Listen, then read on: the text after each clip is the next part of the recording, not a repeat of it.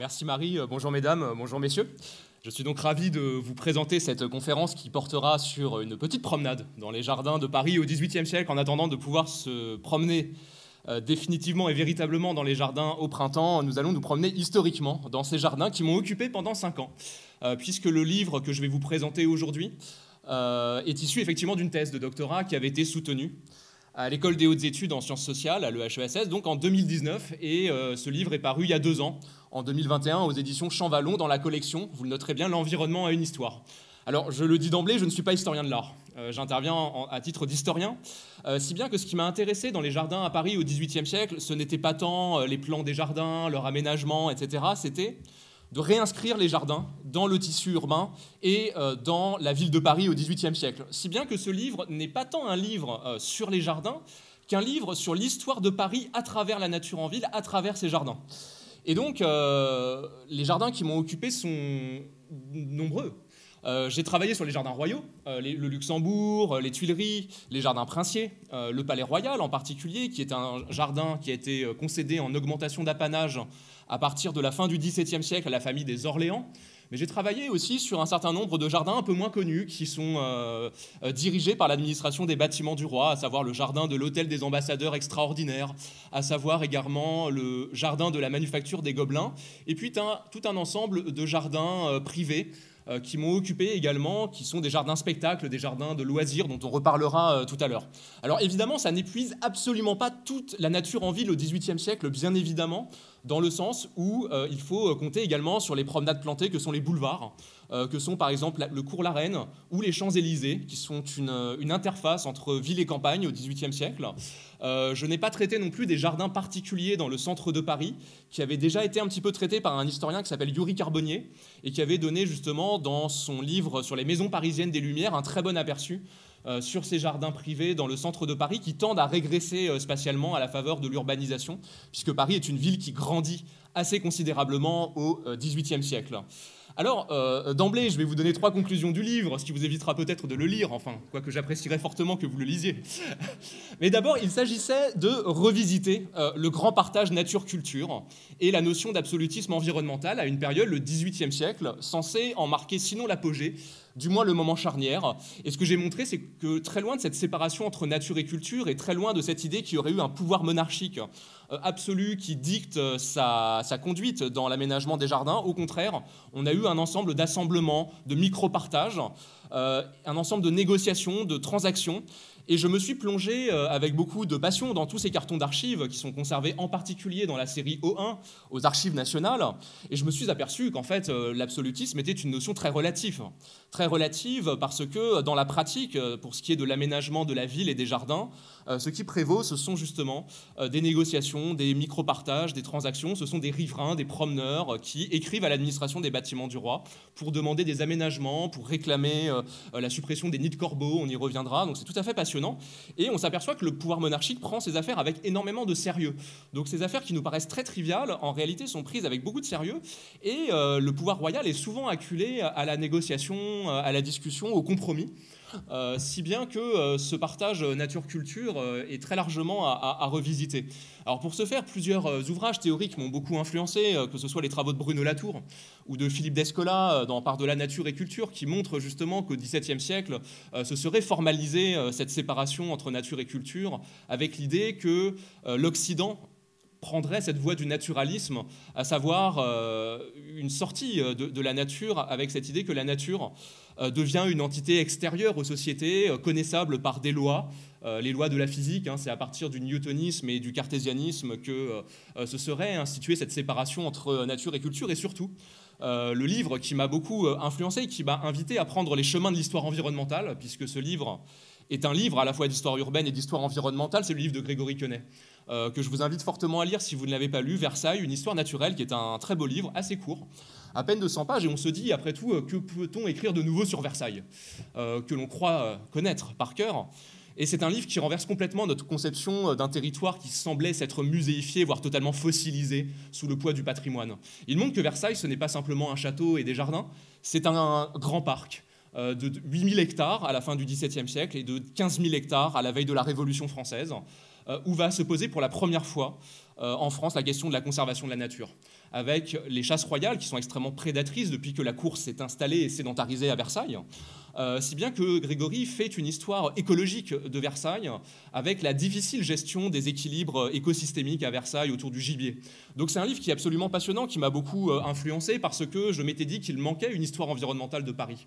On avait des livres très savants sur les promeneurs au Jardin des Tuileries, sur l'aménagement des jardins, mais il manquait une histoire plus organique, plus écologique de la ville de Paris. Et c'est en ce sens que je me suis dirigé vers cette histoire environnementale de la ville de Paris, puisque l'histoire environnementale, c'est un courant historiographique qui est somme toute assez récent. C'est un courant qui a été initié aux États-Unis dans les années 1970 et qui a été importé ensuite en France dans les années 90 et 2000, avec cette idée que les relations des sociétés à la nature ne sont pas des relations parfaitement harmonieuses, homéostasiques ou pacifiées, mais des relations qui sont faites de prédation, de domination, de rapports de force, etc., etc. Alors, il me fallait, vous voyez, penser également les jardins comme les composantes d'un écosystème urbain et régional plus large.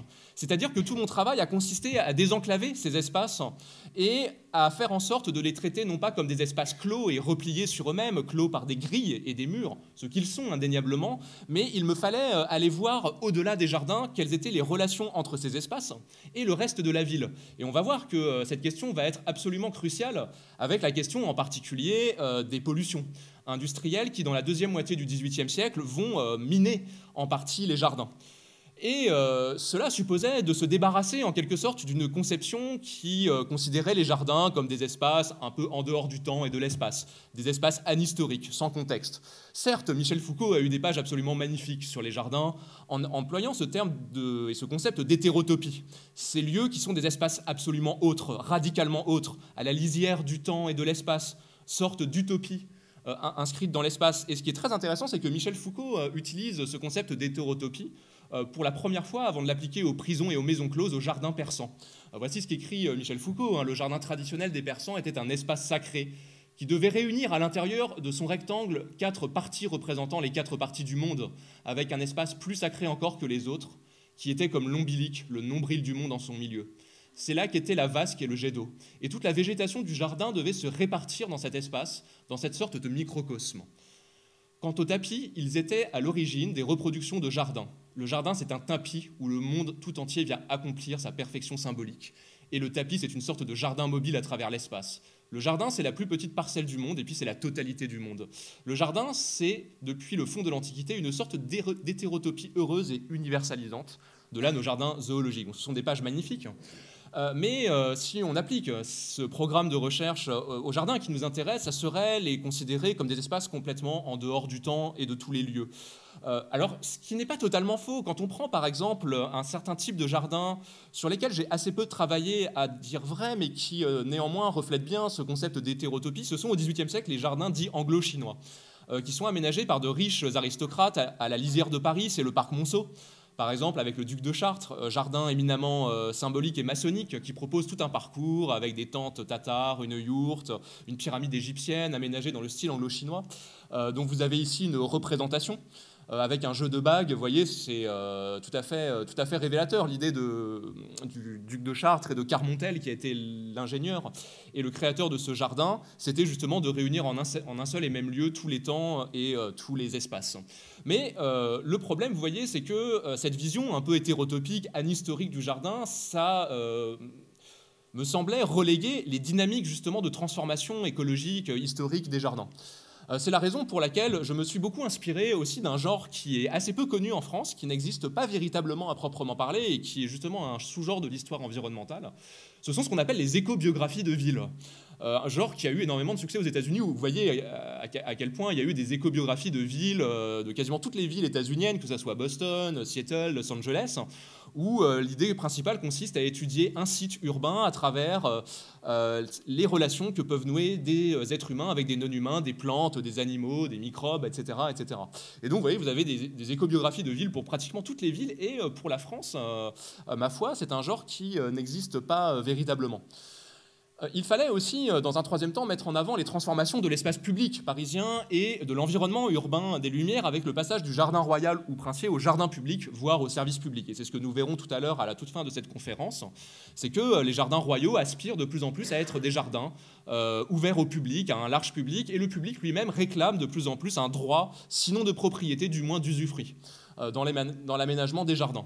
Alors commençons ce petit parcours, et en bon historien de l'environnement, ce livre a consacré autant d'importance aux êtres humains qui peuplent les jardins qu'aux êtres non humains. Je me suis intéressé aussi bien aux plantes qu'aux animaux qui peuplent ces espaces. Et pour commencer, je me suis intéressé à la façon dont les jardins du XVIIIe siècle à Paris avaient été des laboratoires de la conservation de la nature. Puisque ce travail avait été fait pour les jardins coloniaux, en particulier les jardins de l'île Maurice, dans les Mascareignes, donc l'île Maurice qui s'appelait à l'époque l'île de France, et puis l'île Bourbon qui était l'île de la Réunion, et c'est un historien américain du nom de Richard Grove dans Green Imperialism qui a montré que face aux premières dégradations environnementales liées à la colonisation, à l'économie sucrière, qui est particulièrement dévastatrice pour les sols, eh bien, les pouvoirs coloniaux, nourris aussi par la théorie des climats, au XVIIIe siècle, vont mettre en place des mesures de conservation de la nature. Et il prend par exemple l'exemple de Pierre Poivre, à l'île Maurice, qui est le premier à mettre en place un règlement forestier de l'île, en réglementant les coupes et en faisant le lien entre la déforestation, l'envasement des rivières et le régime des précipitations. Or, dans le livre de Grove, il renvoie aux périphéries coloniales lointaines le soin de gérer et d'externaliser cette conservation de la nature. Or, ce que je montre, c'est que c'est plus complexe que cela et que la question de la conservation a été en grande partie théorisée également au XVIIIe siècle par les ingénieurs, par les naturalistes et les botanistes. Et cette question de la conservation, elle me semble passionnante parce que dans notre vocabulaire contemporain, conserver, c'est maintenir en l'état, vous voyez, c'est préserver intact, ne pas toucher. C'est une conception préservationniste qui s'est imposée notamment avec les parcs américains au XIXe siècle. Mais au XVIIIe siècle, il me semble qu'il est toujours important de travailler, vous voyez, sur l'étymologie des mots, sur comprendre quel était le sens des mots dans leur contexte au XVIIIe siècle en l'occurrence. Et conserver au XVIIIe siècle, ce n'est pas du tout préserver intact, c'est conserver avec la conscience qu'il y a des modifications liées au flux de la matière, aux interactions avec l'air, puisqu'on est dans une période, le XVIIIe siècle, où les progrès dans la chimie des plantes notamment sont tout à fait considérables.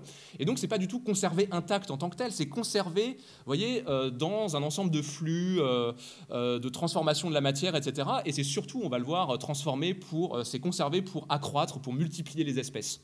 Il y a une vocation aussi d'accroissement, tout à fait utilitariste. Et on le voit dans l'encyclopédie, vous voyez, il est question, vous voyez, des altérations avec l'air, il est question de limiter justement toutes les interactions des spécimens qui doivent être scrupuleusement, vous voyez, préservés de toute communication avec l'air. Et donc, c'est justement, vous voyez, éviter aussi et détruire les principes de fermentation et de corruption dépendant de l'humidité qu'ils contiennent. Donc, il y a toute une réflexion au XVIIIe siècle sur la mécanique des fluides, sur les interactions entre les plantes et l'oxygène et l'air. On y reviendra tout à l'heure quand on abordera la question des pollutions.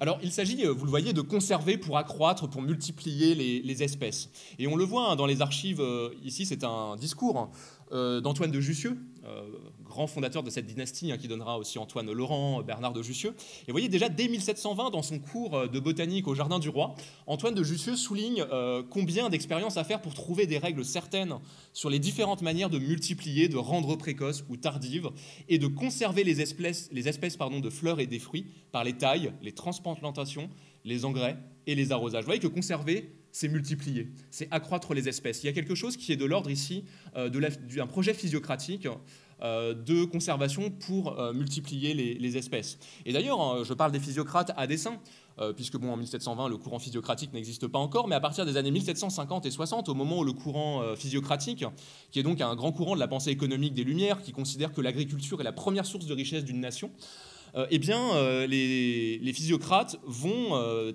tisser cette comparaison entre la conservation et l'accroissement des richesses de l'État. Et quand vous prenez par exemple l'article Grain de François Quesnay, qui est l'un des grands chefs de file de la pensée physiocratique, et que vous lisez l'article Grain dans l'encyclopédie, eh bien vous remarquerez que là aussi la conservation est explicitement liée à l'accroissement des richesses de l'État.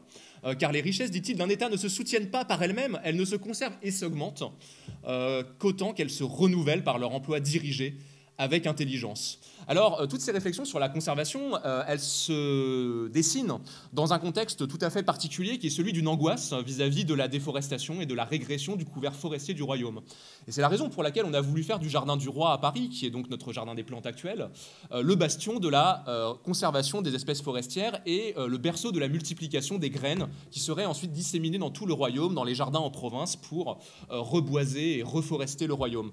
Et donc cette hantise de la déforestation, elle a été posée avec beaucoup d'éloquence par le comte de Buffon dans un mémoire à l'Académie des sciences en 1739, dans lequel Buffon explique qu'il faut multiplier les pépinières, qu'il faut semer des graines au jardin du roi, de les multiplier, de les envoyer ensuite dans les provinces pour reforester. Il n'y aura pas de grands projets de reforestation avant le 19e siècle. La Révolution française libéralise le commerce des bois, s'inquiète évidemment de la régression du couvert forestier, là aussi, de la nation, mais les grandes politiques de replantation seront à mettre à l'actif, surtout du Second Empire, à partir de la deuxième moitié du 19e siècle. Et cette conception de la conservation aussi, ce qui m'a beaucoup intéressé, c'est que chez les chimistes, les naturalistes, comme Jan Ingenuus, qui est un naturaliste hollandais, c'est qu'elle est profondément circulaire. La conservation des espèces non humaines, des plantes, contribue à notre conservation humaine de la même façon que nous contribuons à la leur. En fait, vous voyez, il y a tout ce qu'on appelle au XVIIIe siècle une réflexion sur l'économie naturelle. Et dans la pensée naturaliste des Lumières, en fait, les hommes, comme les non-humains, humains et non-humains, ne sont pas du tout séparés et dissociés. On échange de la matière, de l'air, etc., etc. Vous voyez, l'herbe et les forêts des pays les plus éloignés et inhabités contribuent à notre conservation, ainsi que nous contribuons à la leur. Alors vous allez me dire, tout ça c'est très théorique, mais comment ça se matérialise dans l'espace et par exemple dans les jardins parisiens? Eh bien, c'est au Jardin du Roi, par exemple, l'aménagement des serres. À partir de 1714, vous avez 4 serres qui sont érigées à la fin du règne de Louis XIV pour acclimater des espèces qui viennent des 4 coins du monde. Et les serres avaient été érigées initialement, et ça vous en dit très long sur la densité des connexions impériales, elles avaient été construites pour acclimater des plants de café, donc des caféiers qui provenaient de Java, en Indonésie, qui était à l'époque une possession coloniale hollandaise, qui avait transité par le bourgmestre d'Amsterdam, qui avait offert ces plants de café à Louis XIV pour donc les acclimater au Jardin du Roi et ensuite les transplanter aux Antilles. Vous voyez, ça vous en dit très très long sur la densité de ces circulations. Donc je vous ai mis ici une représentation, alors qui n'est pas contemporaine, puisque Jean-Baptiste Hilaire dessine ces estampes magnifiques à l'époque de la Révolution française, on est en 1793-94, et donc il dépeint ici le Jardin du Roi dans un contexte révolutionnaire, d'où semble remarquablement absente toute violence d'ailleurs. C'est une peinture qui est très idéalisée du Jardin du Roi, mais vous voyez à l'arrière-plan ces serres qui ont été les instruments premiers de la conservation et de l'acclimatation des espèces à Paris au XVIIIe. Alors ce que je montre, c'est que ces dispositifs, qui se voulaient être justement des dispositifs extrêmement conquérants pour la conservation des plantes, dans la pratique, quand on travaille sur les archives, quand on travaille par le bas, on s'aperçoit que ça ne fonctionne pas du tout. Et qu'au XVIIIe siècle, on éprouve les pires difficultés à conserver les spécimens naturalistes parce qu'il y a de véritables débats au sein des naturalistes sur la bonne température à adopter dans les serres.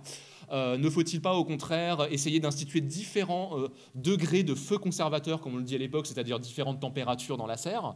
Ce sont de véritables débats, sans compter qu'on va y revenir, les finances royales sont souvent au plus mal et qu'on est contraint au bricolage pour réparer des serres qui sont souvent en déliquescence, surtout à partir de la deuxième moitié du XVIIIe siècle. Et Richard Bradley, naturaliste anglais, ne dit pas autre chose, vous voyez, quand il dit encore qu'en 1783, dans sa réédition de son calendrier des jardiniers, que ce qui empêche les curieux de cultiver les plantes étrangères, c'est la difficulté de les conserver, soit qu'on ait des serres ou qu'on n'en ait point. Quand on n'a pas la commodité d'en avoir, les plantes les moins délicates périssent par les froids et les mauvais temps de l'hiver. Et quand on en a, elles sont pour l'ordinaire si mal construites que les plantes sont étouffées et empoisonnées par la vapeur du charbon de terre. Vous voyez, il y a la conscience, dans la deuxième moitié du XVIIIe siècle aussi, des interactions nocives avec les combustibles. On y reviendra tout à l'heure parce qu'au Jardin du Roi, c'est une question qui se pose avec la construction d'ateliers de maréchalerie. C'est aussi l'humidité préjudiciable aux plantes qui peut être posée comme question. Vous voyez, là, on est dans les archives comptables du Jardin du Roi. On est vraiment dans cette gestion quotidienne du jardin. Il est dit en 1777 qu'il a été employé 18 journées à enlever et à transporter dans les massifs des nouvelles rampes de la glacière 15 pouces de terre prises derrière la serre des ananas pour éloigner l'humidité de ce lieu qu'il a communiqué à la serre voisine. Sans compter que dans les archives comptables, j'ai retrouvé des choses assez exceptionnelles du style des jardiniers qui sont obligés de combler, comment dirais-je, il y a des fissures dans les murs, et ils sont obligés de combler ces fissures en important de la mousse, de la mousse végétale depuis le bois de Saint-Maur. Il y a toute la question de l'approvisionnement aussi en combustible, parce que pour chauffer les serres, il faut du bois. Et donc, on est dans un contexte aussi où la consommation de bois à Paris au XVIIIe siècle est de plus en plus importante avec la croissance démographique. Alors, on importe du bois depuis Montbard, puisque Buffon est effectivement, possède, vous savez, les forges à Montbard en Bourgogne. Mais on va avoir des formes tout à fait extraordinaires et étonnantes de recyclage, de réutilisation des matériaux, puisque le Jardin du Roi, qui s'agrandit dans les années 1770, réutilise quantité de matériaux, et notamment de bois, qui, quand on détruit par exemple les cabanes au fond du jardin, non, c'est pas Cabrel, mais quand on détruit les cabanes au fond du Jardin du Roi, on réutilise le bois pour les serres et pour faire fonctionner les serres. Donc, cette question de la conservation, vous allez dire, oui, elle concerne les jardins botaniques, les jardins où on acclimate des plantes exogènes, avec d'ailleurs les plus grandes difficultés. Mais j'ai travaillé aussi sur l'entretien de la végétation ordinaire, là aussi avec les archives comptables des jardins, avec les correspondances dans l'administration des bâtiments du roi. Et je me suis aperçu que cette question de la conservation, de comment bien jardiner, comment bien conserver les plantes, ça se posait aussi dans des jardins qui sont des jardins d'agrément, comme le jardin du Luxembourg, qui est un jardin donc, fondé par Marie de Médicis au début du XVIIe siècle. Et donc au Luxembourg, vous voyez typiquement ici, alors je ne vais pas vous lire toute la source, mais on est dans les années 1760 et il y a une aristocrate qui habite proche du Luxembourg, puisque vous savez, le jardin jouxte aussi un certain nombre de bâtiments. Et le roi héberge un certain nombre de personnes par un système de brevets, de récompenses, etc. Et donc vous avez des aristocrates qui sont par exemple ici mécontents que les branches des arbres empiètent sur leur logement, cause de l'humidité, donc préjudiciable à la santé de Madame du Marans, etc. Et ça nous paraît être des affaires extrêmement banales, mais qui sont vraiment prises au sérieux par le pouvoir, d'autant plus que 2-3 ans auparavant, un jardinier du Luxembourg s'était fait savamment renvoyer pour avoir élagué n'importe comment les arbres du Luxembourg. Donc cette question du juste élagage se pose avec beaucoup de sérieux. Comment élaguer justement, de façon aussi à ne pas entraver les mécanismes de la circulation de la sève dans les arbres. C'est une vraie question. Et d'ailleurs, dans la réponse qui est faite à cette lettre, donc là c'est le directeur des bâtiments du roi, alors je ne sais plus si c'est le directeur des bâtiments ou Jacques-Germain Soufflot qui est le contrôleur des bâtiments de Paris, parce qu'on connaît le Soufflot comme architecte, mais il y a aussi le Jacques-Germain Soufflot, contrôleur des bâtiments du roi, qui résout des questions d'élagage, des questions qui sont liées aux chiens invasifs, on y reviendra tout à l'heure. Et donc la réponse de l'administration des bâtiments du roi est la suivante, c'est d'enjoindre aux jardiniers de faire un élagage sagement et le plus promptement que la sève le permettra pour conserver les arbres. C'est très intéressant. Il y a encore cette idée de la conservation qui revient, et il y a cette idée qu'il faut élaguer sagement, raisonnablement, pour ne pas perturber les mécanismes physiologique de la circulation de la sève. Et là, je me suis aperçu qu'il y avait vraiment une circulation très forte, vous voyez, entre la gestion quotidienne et pratique des jardins et les savoirs naturalistes de l'époque en physiologie végétale qui commencent à s'approfondir et qui commencent à mieux comprendre tous ces mécanismes. C'est par exemple, vous voyez, dans le dictionnaire d'agriculture de l'abbé Rosier, donc là, en 1797, c'est l'idée que, contrairement au XVIIe siècle où la taille des arbres et l'élagage des arbres était un phénomène légitime et nécessaire. Il y avait au XVIIe siècle chez Boisseau, chez Lenôtre, cette idée que la taille des arbres témoigne justement du contrôle de l'homme sur la nature, d'une esthétisation qui est légitime et nécessaire. Et puis un siècle plus tard, vous voyez, on a un changement total de paradigme dans le sens où élaguer, c'est procéder à une opération qui est contre nature. C'est ce qui est dit, vous voyez, la taille des arbres est contre nature. Ces opérations toujours douloureuses pour eux dans un sens, ces opérations dérangent aussi la circulation et le mouvement de la sève. Donc on est vraiment dans une logique où on prend conscience du caractère potentiellement nocif de l'intervention humaine sur la taille et l'élagage des arbres. Alors, on a parlé donc de l'entretien de la végétation des jardins ordinaires, mais il faut aussi se poser la question de comment arrivent les plantes dans les jardins, comment on entretient les jardins royaux au quotidien, d'où viennent ces plantes, comment on s'approvisionne. Eh bien, il faut pour cela se pencher sur les pépinières qui approvisionnent les jardins royaux et princiers. Et donc, c'est la raison pour laquelle, vous voyez, c'est quand même utile de travailler aussi sur les jardins, de les désenclaver, de voir quels sont leurs réseaux de circulation, etc. Donc, je suis allé dans les archives des pépinières royales. Il y a une dizaine de cartons dans la série O1 qui sont consacrés justement aux pépinières qui fournissent les jardins royaux. Alors, pour les jardins parisiens, il y a au moins 2 pépinières qui fournissent la majorité des plants. C'est la pépinière du Roule, qui est située dans le faubourg du Roule, actuel 17e arrondissement de Paris. Donc vous avez ici une représentation. C'est la nouvelle pépinière qui a été fondée en 1720. La pépinière du Roule ouvre en 1680-90, mais elle est ensuite transplantée et agrandie au début des années 1720. Donc c'est elle qui va cultiver tous les végétaux ordinaires nécessaires au regarni des jardins, les buis, les troènes et même un certain nombre d'essences arboricoles du type les marronniers d'Inde, qui est vraiment favorisé pour les replantations. Mais vous avez aussi la pépinière de Marly sur le territoire de Versailles, qui approvisionne également les jardins royaux, donc pas seulement Versailles, mais aussi les jardins parisiens. Et donc dans ce chapitre, j'ai vraiment travaillé sur la manière dont cette question de l'approvisionnement témoigne de tensions de plus en plus fortes, parce qu'il y a une dissociation de plus en plus forte entre une offre qui est de plus en plus limitée, via aussi les finances de la monarchie qui régresse, et une demande qui, elle, ne cesse d'aller croissant. Et d'autant plus que, si vous voulez, il y a un vrai problème qui se pose, c'est que les pépinières royales fournissent également des plants aux aristocrates et aux membres du clergé, qui ne sont pas, vous voyez, des jardins royaux. Donc il y a une tension entre une demande qui est une demande privée pour regarnir ces jardins, mais on estime qu'il n'y a pas de contradiction, parce que ces gens-là contribuent aussi à la reforestation, à l'acclimatation des espèces étrangères, etc. Donc on leur donne à titre gratuit, parce qu'on est dans une société qui demeure profondément clientéliste, on leur donc concède des plants et des arbres, et vous arrivez, vous voyez, à cette contradiction qui fait que vous avez parfois des années, donc là en l'occurrence c'est les fonds de 1770-71, vous avez, quand vous regardez la colonne des arbres utilisés en pourcentage, c'est la demande. Vous avez une demande qui est très largement excédentaire à l'offre disponible par les pépinières. Par exemple, vous prenez les peupliers de Lombardie, vous avez 151% de demande par rapport à l'offre disponible. Donc vous avez 50% de demande en plus. Pareil, vous prenez les massifs de 2 à 4 pouces, 120%, les platanes, encore pire, 183%. Vous voyez que la demande est excédentaire de 83% par rapport à l'offre. Mais en fait, cette situation, elle devient intenable. Si bien que dans les années 1760-70, le directeur des pépinières, l'abbé Nolin, se plaint de façon réitérée de ces demandes d'aristocrates et de membres du clergé qui finissent par parasiter l'approvisionnement des jardins publics et royaux. Donc ça crée de vrais problèmes et parfois insolubles, puisqu'il y a la question des buis que je développe dans ce chapitre, auquel je consacre plusieurs pages. On est dans une situation où en fait, les jardiniers qui subissent des retards de paiement de 4 ou 5 ans sont obligés, si vous voulez, d'aller acheter les buis sur des marchés privés, puisqu'on a des pépinières qui se développent dans la périphérie de Paris, donc des marchés privés tout à fait légitimes, mais donc voilà, les jardins royaux sont obligés d'aller se fournir auprès de pépiniéristes privés, et ce sont parfois même les jardiniers qui avancent la somme. Donc c'est quand même le comble du comble. Et donc cette situation, elle est intenable, et de fait, la pépinière du Roule finit par fermer ses portes face, là aussi, aux gros problèmes financiers. Elle ferme ses portes en 1773. Et là, je fais toute une écologie aussi des pépinières, parce que dans un premier temps, ces pépinières sont transférées majoritairement à Marly, sur le sol marlychois, sauf que d'un point de vue pédologique, les sols de Paris et les sols à Marly ne sont pas du tout les mêmes. Et vous avez des plantes comme par exemple les lilas de Perse, qui ne résistent pas au froid et à l'humidité du sol à Marly. Donc vous voyez, ça pose aussi de vraies questions tout à fait passionnantes.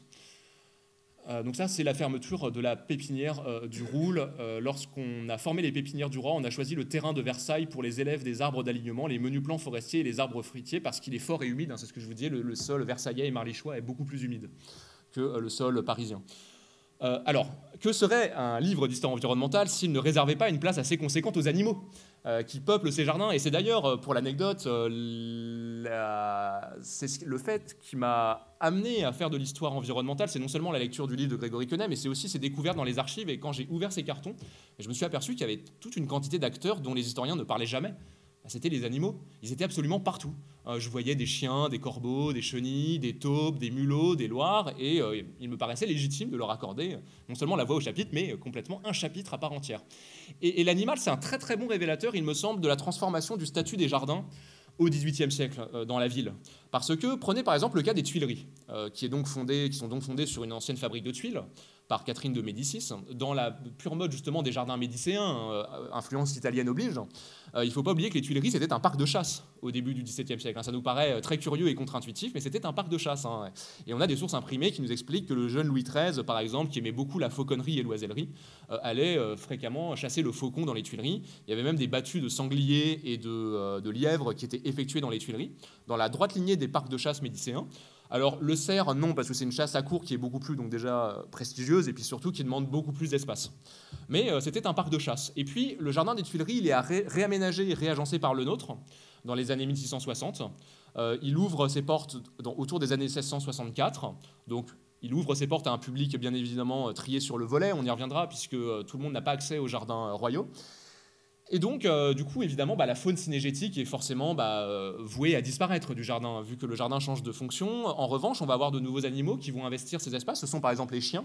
que vous avez ici en laisse. Vous voyez cette jeune aristocrate, mademoiselle Sophie, en redingote, qui promène son petit toutou, donc qui se promène avec son chien et qui, vous voyez, c'est très intéressant, a une laisse.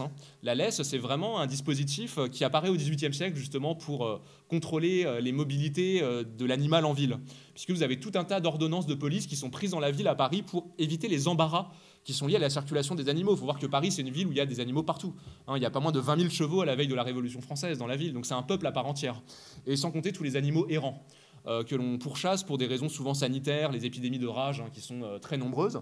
Alors dans les jardins, c'est pas tant des raisons sanitaires qui vont faire en sorte qu'ils vont être pourchassés, mais parce qu'ils peuvent endommager les parterres de fleurs et de plantes. Donc là aussi, il y a toujours la conservation qui s'oppose. Et en fait, la législation royale, elle devient de plus en plus drastique. On le voit, par exemple, au Luxembourg. Vous avez cette ordonnance de 1748 qui ordonne aux Suisses, donc les gardes suisses, qui assurent la sécurité du jardin à l'entrée du Luxembourg, de fermer leurs portes en temps de pluie et de dégel, 6 aux heures qui leur seront désignées par le concierge, et à ne laisser entrer aucun chien qui ne soit tenu en laisse, et de tuer tous ceux qui seront trouvés en liberté dans le jardin. Vous voyez, ça va très loin quand même, on va jusqu'à tuer des chiens, on peut parler de canicide, et en fait, cette radicalisation de l'attitude vis-à-vis des chiens, en fait, elle ne passe pas dans l'oreille voilà, ce sont des lettres très triviales d'aristocrates qui écrivent à l'administration royale pour demander un arbitrage, mais c'est vraiment pris très très au sérieux par l'administration du roi qui justement institue ce poste de garde parterre pour apaiser les tensions sociales, parce qu'il y a une crainte aussi de l'érosion de la légitimité de l'administration. Ouais, pareil, les corbeaux. Ça, c'est la seule trace archivistique que j'ai retrouvée des corbeaux, mais elle est très intéressante, puisque ici, on a donc un greffier des dépôts des requêtes du Palais du Luxembourg, Lolaigne, qui a écrit à l'administration du roi, qui se plaint de la prolifération des nids de corbeaux. Manifestement, l'administration ne fait rien depuis plusieurs années. Et donc, on a, vous voyez, dans ce document, des corbeaux qui défèquent sur les passants, qui inondent de leurs excréments brûlants les passants. Et donc, ce qui est très intéressant, c'est qu'il y a toute une conscience, en plus éthologique, très très fine, de la période de la reproduction printanière des corbeaux, vous voyez, puisqu'ils chantent manifestement les croissements d'allégresse sur leur prochaine régénération. La lettre est écrite en avril, donc j'ai pu en déduire qu'il s'agissait de corbeaux freux, puisque la période de la reproduction des corbeaux freux, c'est justement le mois d'avril. C'est le printemps. Vous voyez, c'est très intéressant aussi. On peut faire aussi toute une écologie indirecte en pistant ces indices dans les archives. Et ce qui est très intéressant, c'est que cette lettre montre bien que ce qui régit en fait la question de l'acceptabilité de l'animal à l'époque, c'est pas tant des catégories juridiques. Aujourd'hui, vous voyez, le code de l'environnement, le code de la pêche et de la chasse régissent justement les espèces nuisibles, non nuisibles, qui sont vraiment délimitées par des catégories juridiques. À l'époque, il n'y a pas ça. Donc, ce sont plutôt des registres de perception qui tiennent justement, qui sont souvent hérités du Moyen-Âge. Il y a le corbeau, en plus animal, de malédiction, etc., etc. Et donc, c'est la dichotomie entre utilité et inutilité qui va vraiment régir l'acceptabilité des animaux. Vous voyez, il s'agit de donner des ordres pour éloigner un peuple aussi inutile à la société que les chiens que vous avez conservés lui sont nécessaires. Donc c'est vraiment l'utilité sociale de l'animal qui est le critère principal de son acceptabilité. Ce sont également les chenilles qui échancrent les feuilles, et c'est un véritable problème au XVIIIe siècle, même si les jardins royaux sont mieux dotés que les jardins de la périphérie parisienne. Eh bien, la question des chenilles est un vrai problème parce qu'elles échancrent souvent les feuilles. Et Louis Duhamel du Monceau, qui est un grand représentant de la physiologie végétale, nous explique que justement les jardins royaux ont mieux su amortir les risques de défoliation en faisant varier les essences végétales, en ne cédant pas par exemple à la mode du marronnier d'Inde, qui a été acclimaté à partir de la deuxième moitié du XVIIe siècle. Mais si vous plantez que des marronniers les uns à côté des autres, et ça a été montré aussi par la recherche récente, par exemple sur la chenille processionnaire du pin, si vous plantez la même essence vraiment côte à côte, forcément il y a des risques de contamination beaucoup plus grands. Et c'est ce qu'il explique, c'est qu'on a eu tort lorsque cet arbre était à la mode de ne planter dans les jardins que du marronnier d'Inde. Mais il faut dire aussi qu'on tombe aujourd'hui dans un autre excès en le bannissant entièrement, même des grands jardins. Alors, on a parlé des animaux, des plantes, on est resté plutôt dans l'espace des jardins, à l'exception des pépinières. Maintenant, ce qu'il faut voir, c'est que ces jardins sont profondément reliés à la ville de Paris.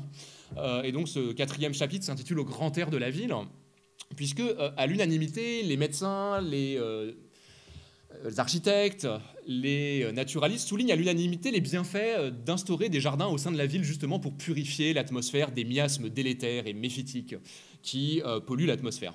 Il ne faut pas oublier qu'on est dans un contexte, le 18e, où la médecine demeure néo-hippocratique, c'est-à-dire que c'est la théorie des humeurs d'Hippocrate. Vous savez, il y a 4 humeurs, chaud, sec, froid, humide, et que la qualité de l'air et la composition de l'air influe sur la santé et sur les maladies. Si bien que, vous voyez, quelqu'un comme Jacques Dehorne, par exemple, qui est un médecin, écrit en 1788 que l'un des principaux points de la salubrité d'une grande ville comme Paris, c'est de favoriser la libre circulation de l'air qu'on y respire, en détruisant peu à peu tous les obstacles qui peuvent l'intercepter, et en éloignant des habitations tous les foyers de malpropreté et de corruption.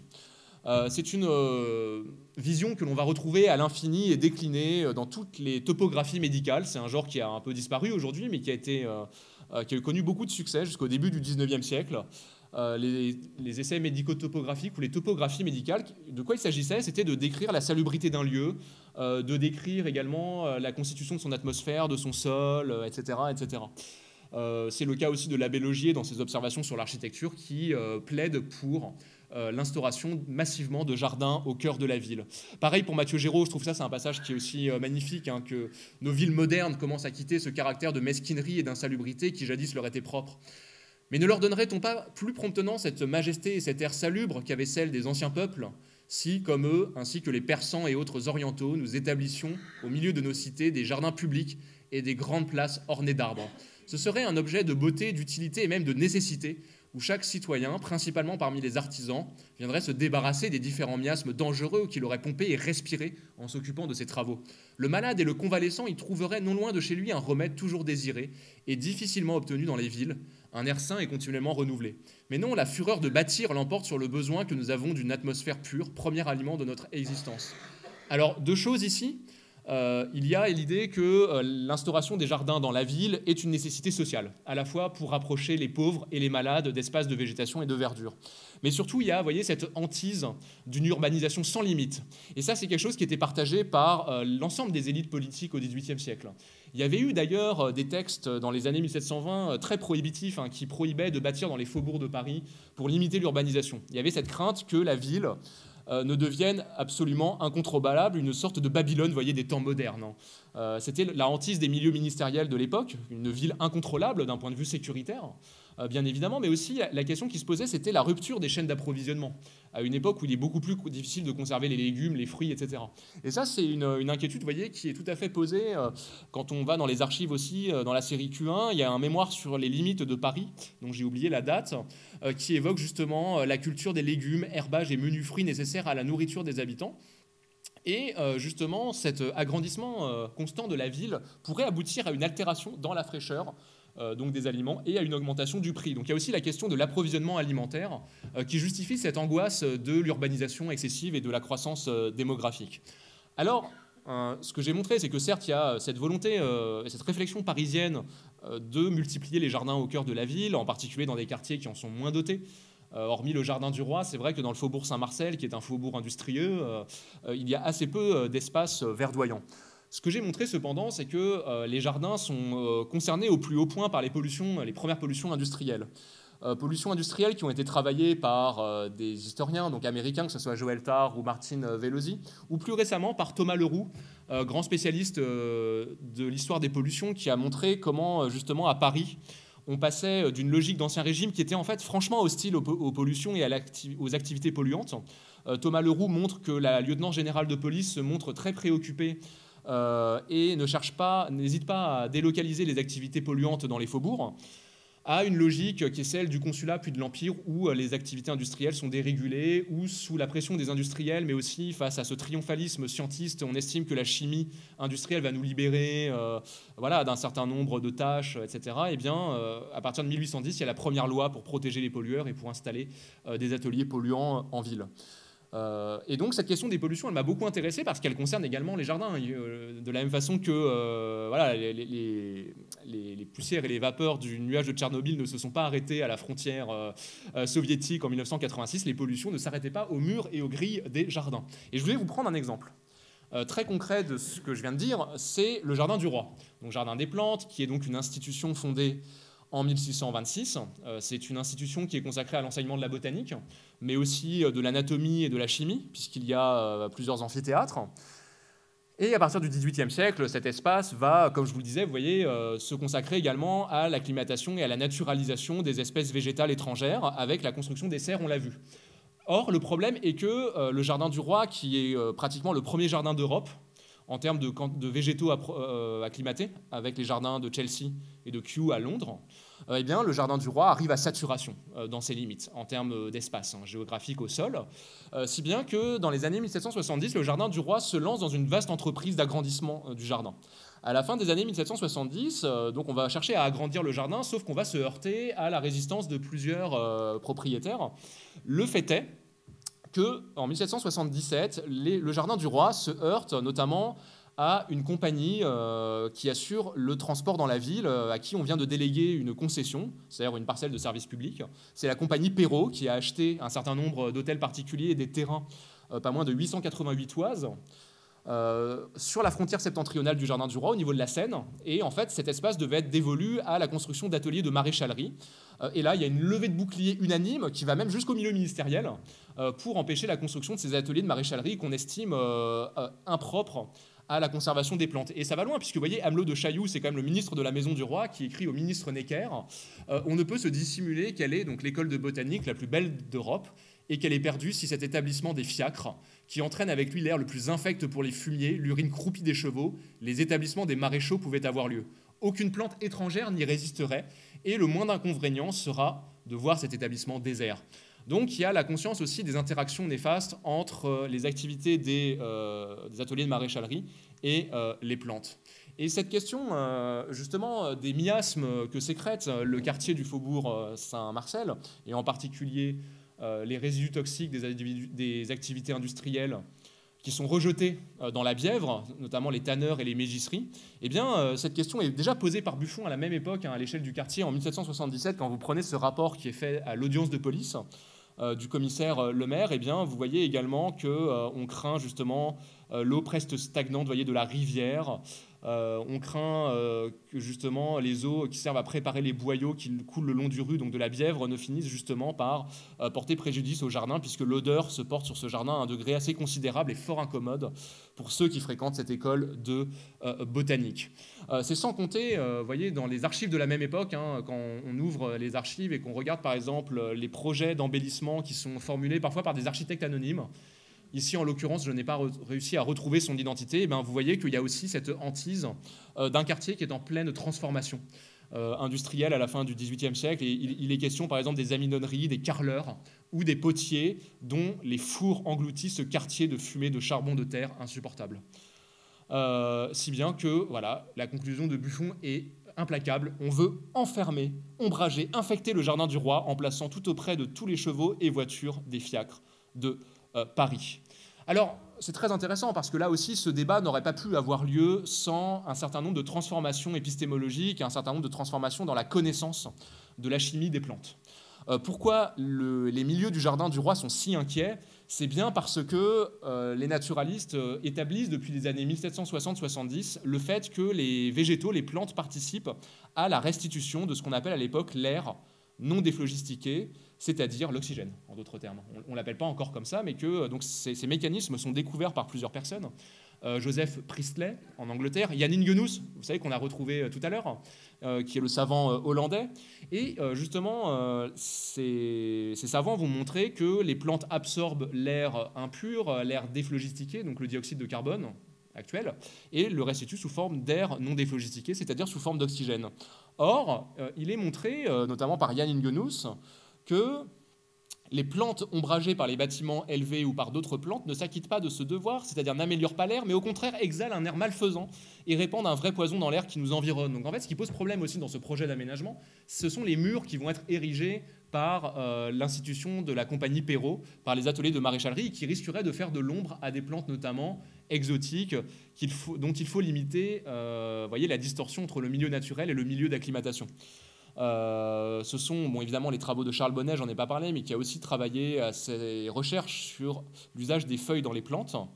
Et ce sont aussi les recherches de Lavoisier, bien évidemment, en plus de Jan Ingenius et de Joseph Priestley, qui montrent qu'indépendamment de ces différentes substances, donc l'eau de pluie et les sels, qui sont étrangères à l'air, on ne saurait douter que ce fluide, l'air lui-même, n'entre en proportion très considérable dans la texture des végétaux et qu'il ne contribue pour beaucoup à en constituer les parties solides. Donc, vous voyez, on met au jour le fait que l'air a un rôle fondamental dans la vie des plantes.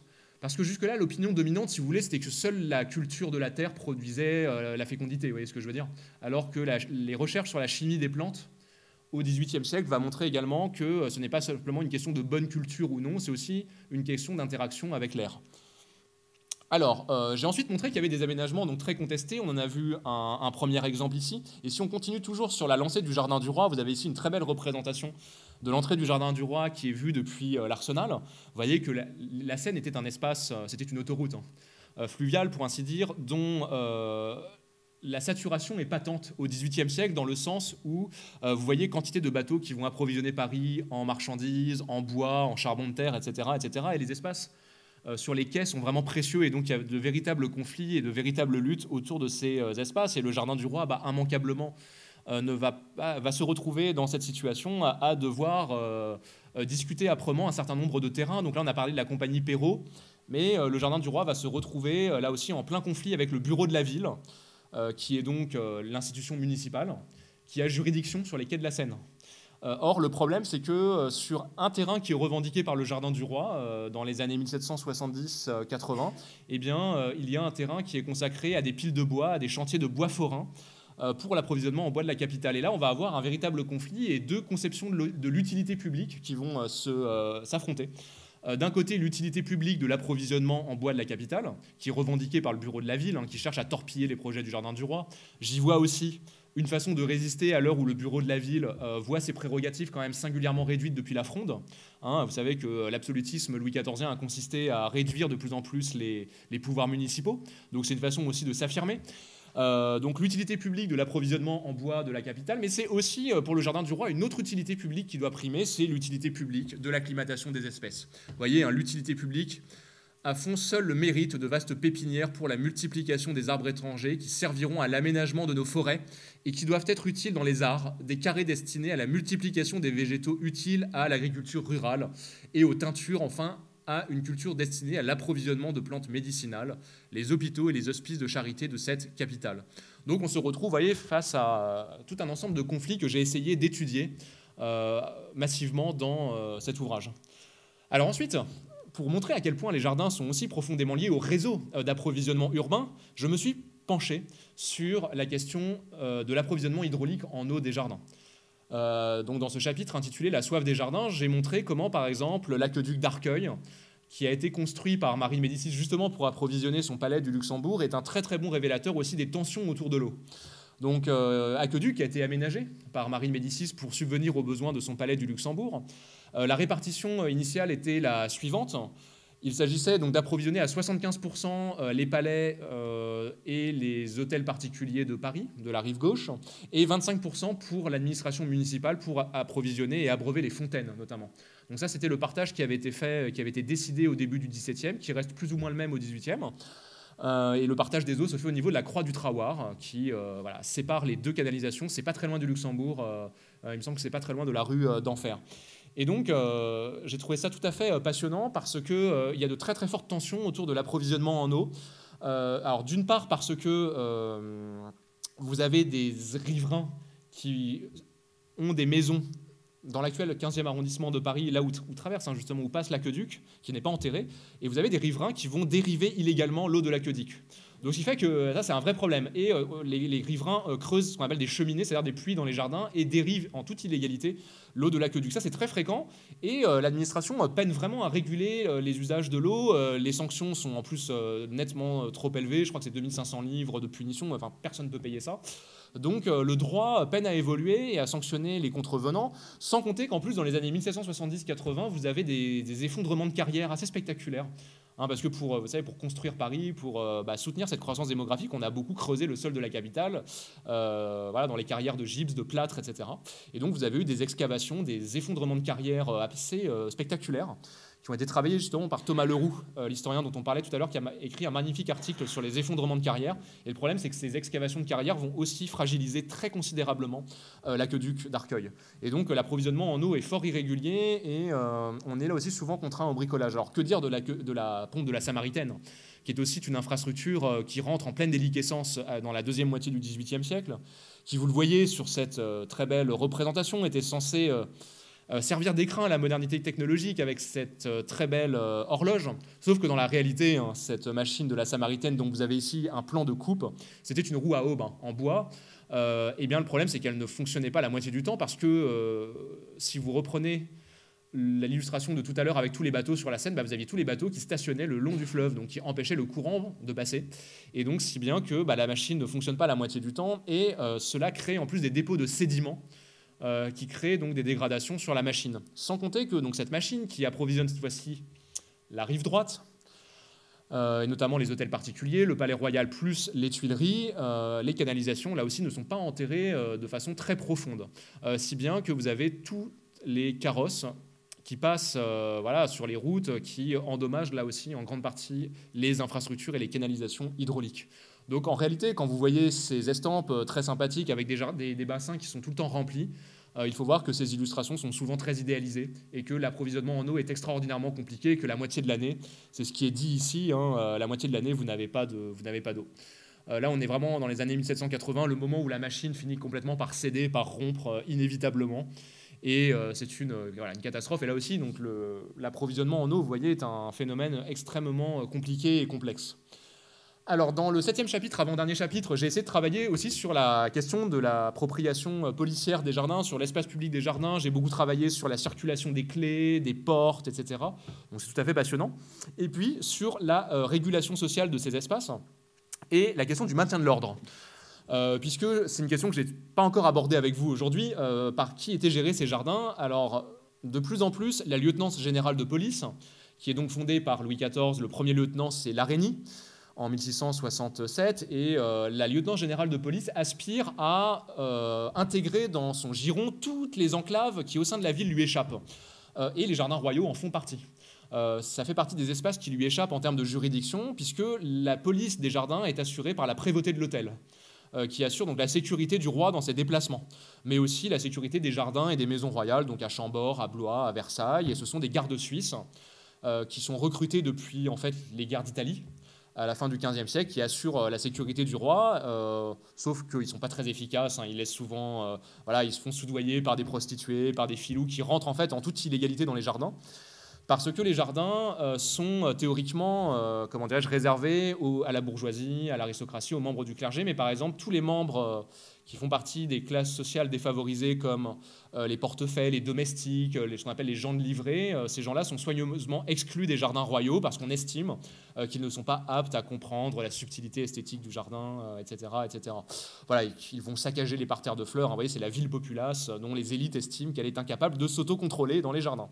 Alors il y a une exception, c'est à la Saint-Louis, le 24 et le 25 août, où les jardins sont ouverts indistinctement à tout le monde, non sans problème, puisque là, effectivement, toute la foule se rend dans les Tuileries pour notamment le concert qui est donné. Alors ça pose des problèmes donc, policiers, puisque là aussi il y a de vraies tensions entre la lieutenant générale de police qui cherche justement à avoir la mainmise sur les jardins royaux, qui n'est théoriquement donc, pas admise dans les jardins, mais en fait les mouches, qui sont les espions des commissaires, dans les jardins, en fait, parviennent à y pénétrer. Et puis, on a des affaires parfois criminelles qui nécessitent la coopération entre les différentes instances policières. Donc, d'un côté, vous avez la prévôté de l'hôtel qui ne va cesser de réclamer jalousement ses prérogatives sur les jardins. Et de l'autre côté, en même temps, quand il faut collaborer pour des affaires un peu plus, qui impliquent le territoire urbain à une échelle plus large, eh bien, ces conflits de compétences tendent à s'amenuiser. Donc, c'est tout à fait complexe. Et puis, pour terminer, je me suis interrogé justement sur le jardin pour tous, droit de propriété et pratique sociale de la nature en ville. Je me suis notamment interrogé sur les années 1780, qui sont une période de très grande transformation justement de la place de la nature en ville et surtout une réflexion très forte autour du droit de propriété qui va apparaître. Et c'est le Palais Royal qui fait office de matrice à cette réflexion, puisqu'à partir des années 1780, le duc de Chartres, futur duc d'Orléans et futur Philippe Égalité, entreprend un très vaste projet de spéculation immobilière et foncière dans le quartier du Palais Royal. Et ce projet aboutit au retranchement d'environ un tiers de la superficie du jardin. Et ce projet va susciter une véritable levée de boucliers de la part de deux types d'acteurs. D'un côté, vous allez avoir les riverains et les propriétaires de logements qui se dressent contre ce projet de lotissement. qui leur est défavorable. Ils vont se constituer en entité juridique auprès du Parlement de Paris. Donc il y a toute une bataille judiciaire qui est extrêmement compliquée, sur laquelle je ne reviens pas. Et un deuxième groupe d'acteurs qui est constitué principalement par des riverains, des promeneurs, et qui vont recourir à des canaux plus satiriques. Il y a des placards séditieux, des libelles franchement insultants qui sont placardés et affichés dans les jardins du Palais Royal dans les années 1780. Et donc vous avez une floraison de textes très critiques vis-à-vis de ce projet d'aménagement, avec une réflexion sur le droit de propriété du public, puisque l'on estime, prenez par exemple ces observations sur la destruction de la promenade du jardin du Palais Royal, on estime que le public est légitimement l'usufruitier, peut-être pas le propriétaire, mais du moins l'usufruitier des jardins, à partir du moment où il fréquente cette promenade depuis environ un siècle. Vous voyez, la délibération qui a porté monsieur le duc de Chartres à détruire le jardin du Palais Royal n'a pas été longue. Il a dit « c'est mon droit » et tout a été dit, il a fait abattre la grande allée. Mais il a mal dit « my lord », ce n'est pas son droit. Il n'y a pour cela qu'à consulter le droit des gens supérieur à celui des princes. Voici la loi. Lorsque le public occupe une promenade, un jardin ou un grand chemin depuis 100 ans révolu, il en a le jus et en devient usufruitier. Comme s'il avait acheté celui-ci avec ses propres deniers, parce que le public n'a d'autre moyen d'acquérir la possession d'un local en promenade ou en passage d'un lieu à un autre. Voilà l'esprit de la loi dans le droit public, dans le cadre du droit public d'Allemagne, qui est la première jurisprudence de l'Europe. Et comme on ne trouve aucune loi en France qui y déroge, c'est celle-ci que cette monarchie doit suivre. Voici un grand exemple qui l'autorise. Alors, je n'ai pas réussi à retrouver, même mes collègues spécialistes de l'Empire germanique ont été incapables de me dire s'il y avait vraiment effectivement une loi dans le droit public germanique qui autorisait une telle chose. C'est très intéressant, j'aurais voulu savoir si c'est vrai, ou si c'est juste un argument un peu fallacieux. Toujours est-il que, vous voyez, même dans l'iconographie satirique, vous avez toute l'iconographie qui s'est emparée de ce célèbre épisode qui est la chute de l'arbre de Cracovie. En 1780, puisque je vous l'ai dit, les travaux d'aménagement liés à ce projet de spéculation foncière vont aboutir à la destruction de certains arbres. Et il y en a un qui était légendaire, c'était l'arbre de Cracovie, sous lequel se réunissaient les nouvellistes, qui, en l'interdiction d'une presse politique, venaient échanger les nouvelles obtenues d'une rumeur à Versailles dans un couloir, etc. Et donc la chute de l'arbre de Cracovie va là aussi beaucoup polariser l'opinion publique. Certains diront que ce n'est qu'un rabâchage de vieillards, d'autres estimeront que c'est un scandale parce qu'on tyrannise la nature.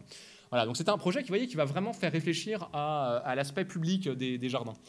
Et puis, alors, je termine par ce qu'on pourrait appeler les jardins spectacles, les Vauxhalls, qui ouvrent à Paris dans la deuxième moitié du XVIIIe siècle sur le modèle anglais. Alors, qu'est-ce que c'est ? Ce sont des jardins privés qui sont donc construits par des capitalistes, on pourrait le dire pleinement, spéculateurs, qui sont souvent en fait des artisans ou des individus qui sont embauchés sur le chantier des réjouissances monarchiques. Et ce sont des jardins donc payants qui offrent un certain nombre de loisirs, une salle de bal qui est organisée autour d'un jardin, d'une fontaine. Et vous avez un cas qui est emblématique à Paris, c'est le Colisée, qui est construit sur les Champs-Élysées, dans le faubourg Saint-Honoré, qui est un cas passionnant. J'ai écrit un article, alors si vous lisez l'anglais, dans la revue French History, sur l'affaire du Colisée. C'est une affaire scandaleuse, à la fois pour des raisons de malversation financière, pour des raisons de mauvaise construction architecturale. Et c'est une affaire qui témoigne aussi de la folie des grandeurs des entrepreneurs de l'époque. Folie des grandeurs, puisqu'en plus, ce bâtiment ne sera jamais tout à fait rentabilisé avec les vices de construction. Et le bâtiment, qui est ouvert en 1771 pour le mariage et les noces de Marie-Antoinette, ferme en 1779 ses portes définitivement.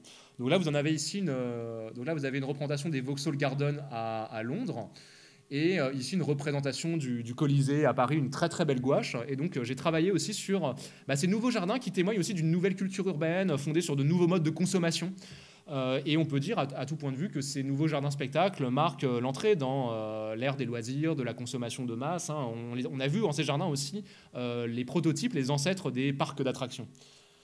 Alors, en conclusion, très rapidement, c'est vrai que quand je relis mon livre et que je l'ai relu pour cette conférence, je me suis aperçu que le livre pouvait être un peu déceptif et décevant, dans le sens où, contrairement par exemple à Thomas Leroux, qui nous montre qu'à la fin de l'Ancien Régime, il y a un gouvernement efficace des choses environnantes qui se met en place, dans mon livre, on a l'impression qu'il y a un gouvernement de la nature qui est complètement inachevé, qui est, sinon inachevé, du moins inexistant.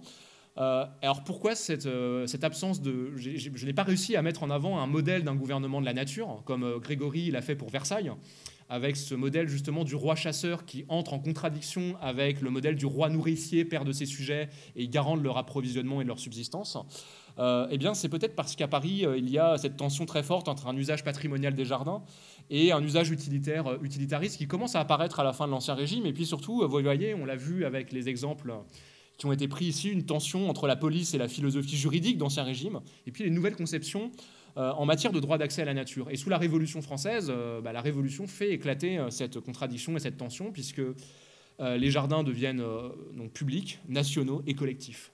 Non sans ambiguïté, puisque des gens comme Lamarck, par exemple, le savant, Jean-Baptiste Lamarck, en 1797-98, continuait de se plaindre justement et de redouter cette plèbe mal intentionnée qui viendrait au Jardin du Roi pour profiter juste des limonades bien fraîches, mais qui ne comprendrait pas l'utilité publique de la botanique, etc., etc. Donc cette tension n'a pas été totalement non plus résorbée par la Révolution française, mais les jardins vont changer de signification. Parce que sous la Convention, par exemple, il faut voir que les Tuileries et le Luxembourg ont été reconvertis temporairement en parterres destinés à l'implantation et à la culture de végétaux utiles à l'alimentation de la nation, avec l'idée qu'il fallait en finir avec ces plantes ostentatoires qui incarnaient la monarchie. Il fallait planter des plantes utiles, nécessaires à l'autosubsistance. Donc on a planté des pommes de terre dans les Tuileries, on a planté des navets, des topinambours, des turneps. Voilà qui nous fait réfléchir et peut-être nous donne faim. Je vous remercie de votre attention.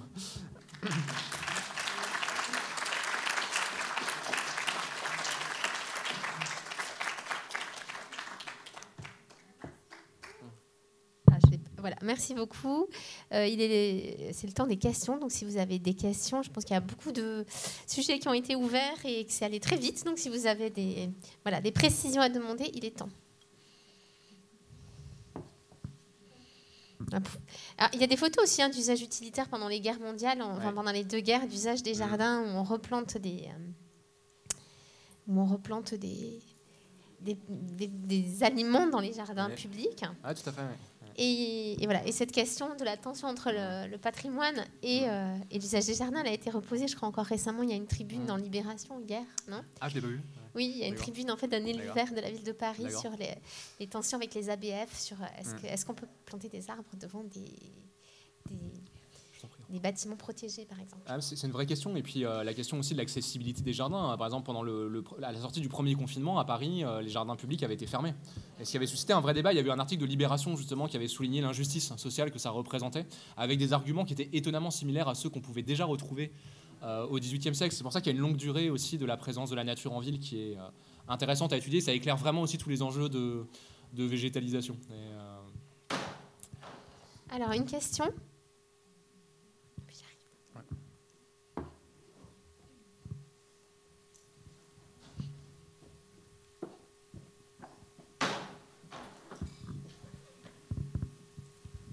Merci beaucoup. Je voulais avoir une idée de la nature en dehors des jardins à Paris au XVIIIe siècle.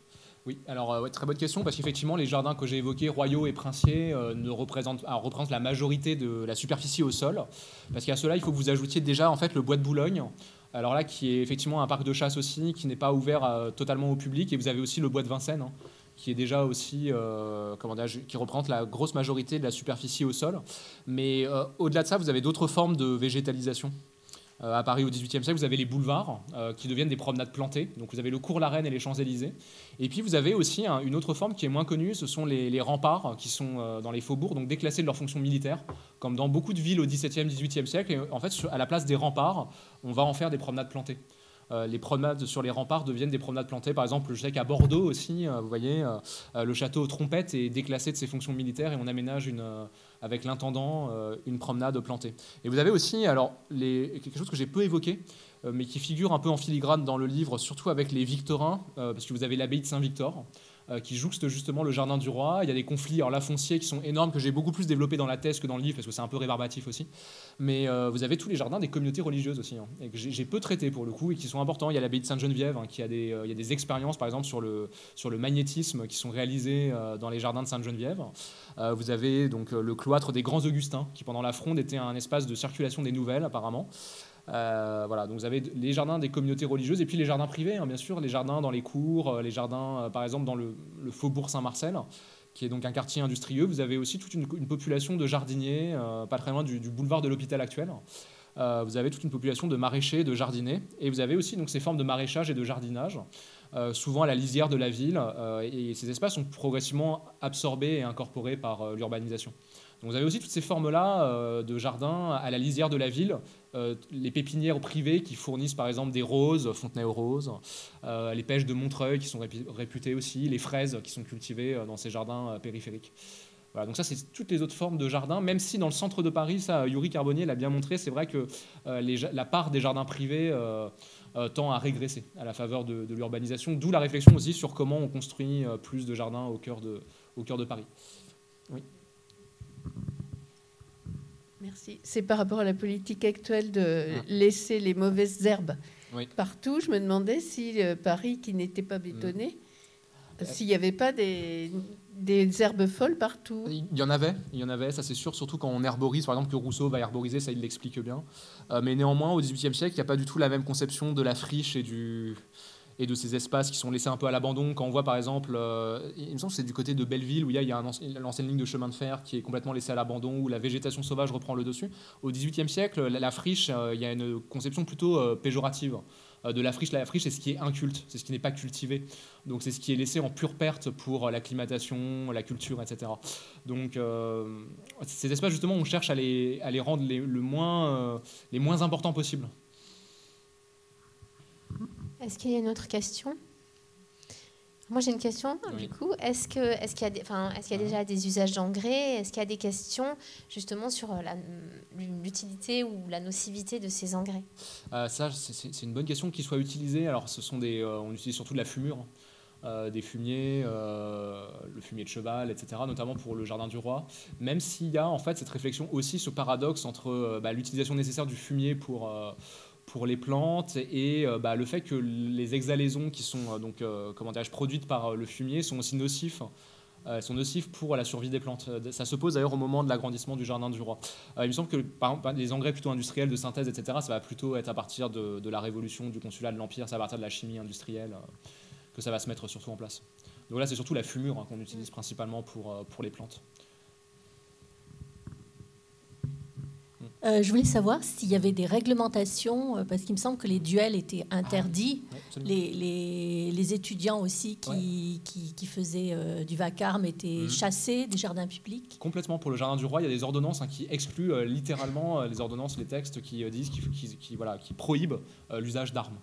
L'usage par exemple d'épée, etc. Le port de l'épée va être de plus en plus prohibé dans les jardins publics, effectivement, ce qui ne va pas empêcher certains duels ou certaines formes de violence. Par exemple, dans le palais royal, quand on travaille sur les archives des commissaires, on se bat souvent à main nue.